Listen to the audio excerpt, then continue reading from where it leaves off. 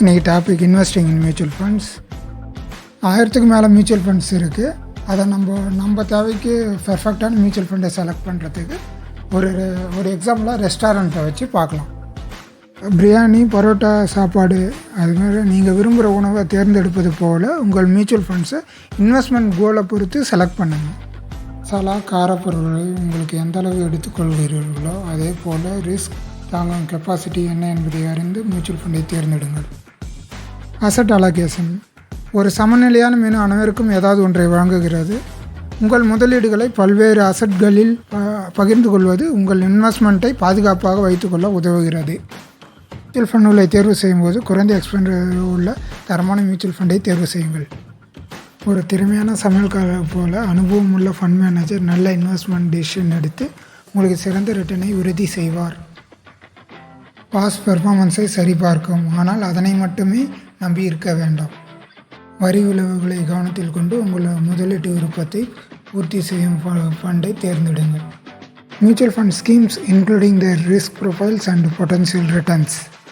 First equity funds எல்லாம் company ஸ்டாக்கில் investment பண்ணுவாங்க. Minimum 65% of the investment amount வந்து ஈக்விட்டி ஷேர்ஸில் இருக்கும். அதோட ரிஸ்க் அதிகம், பொட்டன்ஷியல் ரிட்டர்ன்ஸும் அதிகம், 8-15%. இது வந்து யாருக்கு சூட்டபுள்னா long term investors and those willing to take risk, அவங்களுக்கு வந்து ஈக்விட்டி ஃபண்ட் யூஸ் ஆகும். செகண்ட், டெப்ட் ஃபண்ட்ஸ் பாண்ட்ஸ், டிபெஞ்சர்ஸில் இன்வெஸ்ட் பண்ணுவாங்க. ரிஸ்க் ப்ரொஃபைல் வந்து low to medium, potential returns 4-9% மாடரேட்டாக இருக்கும். Suitable for conservative investor, risk எடுக்காதவங்க. Those who seeking regular income வேணும், அவங்களுக்கு இது யூஸ் ஆகும். தேர்ட், ஹைப்ரிட் ஃபண்ட்ஸ் ஈக்விட்டி டெப்ட் ரெண்டுத்துலையுமே இன்வெஸ்ட்மெண்ட் பண்ணுவாங்க. இதோட ரிஸ்க் ப்ரொஃபைல் மீடியமாக இருக்கும். பொட்டன்ஷியல் ரிட்டர்ன்ஸ் பேலன்ஸ்டாக இருக்கும், 6-12% எதிர்பார்க்கலாம்.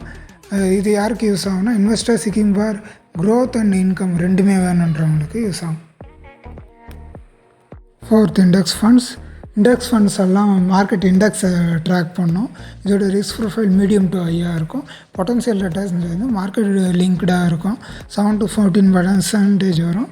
Suitable for long term investor though seeking passive investing. Mutual fund benefits, liquidity. உங்களோட மணி உங்களுக்கு திரும்ப தேவைப்பட்டால் டெப்ட் ஃபண்டாக இருந்தால் ஒரு நாளில் உங்களுக்கு வந்துடும். ஈக்விட்டி ஃபண்டாக இருந்தால் 3 நாளில் வந்துடும். கன்வீனியன்ஸ், நீங்கள் லம்சமாகவும் இன்வெஸ்ட்மெண்ட் பண்ணலாம், அப்படி இல்லைனா சிஸ்டமேட்டிக் இன்வெஸ்ட்மெண்ட் பிளான் மூலமாக சின்ன அமௌண்ட்டும் இன்வெஸ்ட் பண்ணலாம். அக்சசபிலிட்டி, நீங்கள் வந்து இன்வெஸ்ட்மெண்ட்டை வந்து மொபைல் ஆப் மூலமாக பண்ணலாம், ஆன்லைன் பிளாட்ஃபார்ம் மூலமாக பண்ணலாம், இல்லை வேரியஸ் சேனல் இருக்குது.